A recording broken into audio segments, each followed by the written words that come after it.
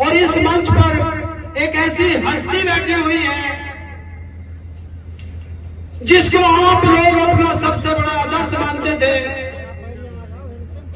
बहन फूलन देवी जी की बड़ी बहन, वो भी आज इस मंच पे बैठी है और मेरा सौभाग्य है कि आज उनके दर्शन करने का मुझे भी सौभाग्य मिला।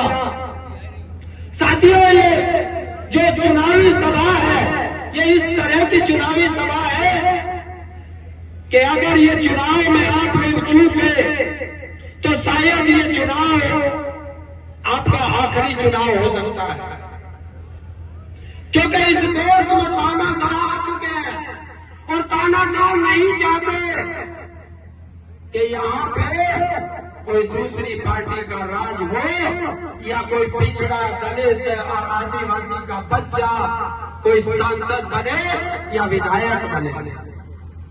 तो इनसे बचने के लिए तुम्हारे पास एक ही, जो बाबा साहब भीमराव अम्बेडकर जी आपको एक अधिकार देकर के गए थे, और वो अधिकार है कि आपको वोट का अधिकार है। और ये तानाशाह आपसे वो वोट का अधिकार छीनना चाहता है।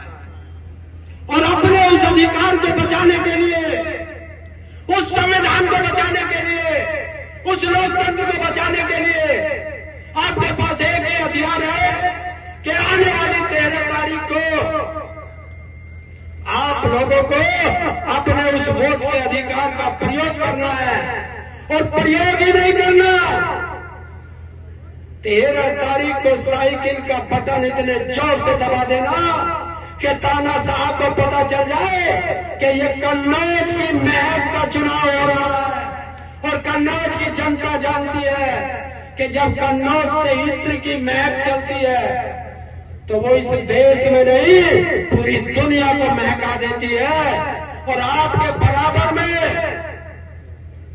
डिंपल भाभी का चुनाव चला था, तो अब तो आप में कन्नौज में और मैनपुरी में टक्कर हो चुकी है। तो आपको देखना है कि आपको अखिलेश यादव जी को मैनपुरी से ज्यादा वोटों से जिता करके भेजना पड़ेगा। और ये देख लो, क्योंकि हम तो पश्चिम से आते हैं और बड़े बुजुर्ग जानते हैं, इनसे पूछ लेना, जब पश्चिम की हवा चलती है तो सब कुछ सुखाते हुए चली जाती है।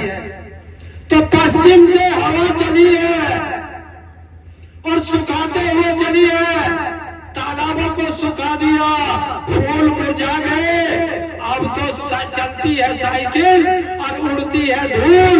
और यही है कन्नौज की जनता की आवाज कि अब तो दौड़ेगी साइकिल सबसे ज्यादा खूब। और कन्नौज के बारे में एक और, अखिलेश जी के बारे में एक शब्द लिखता हूं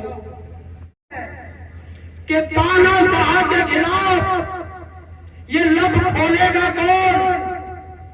अगर उत्तर प्रदेश में अखिलेश यादव नहीं बोलेगा तो फिर हिंदुस्तान में बोलेगा कौन? साथियों, आने वाली 13 तारीख होगी, सुबह के 7 बजेंगे और आप पोलिंग बूथ पर होंगे।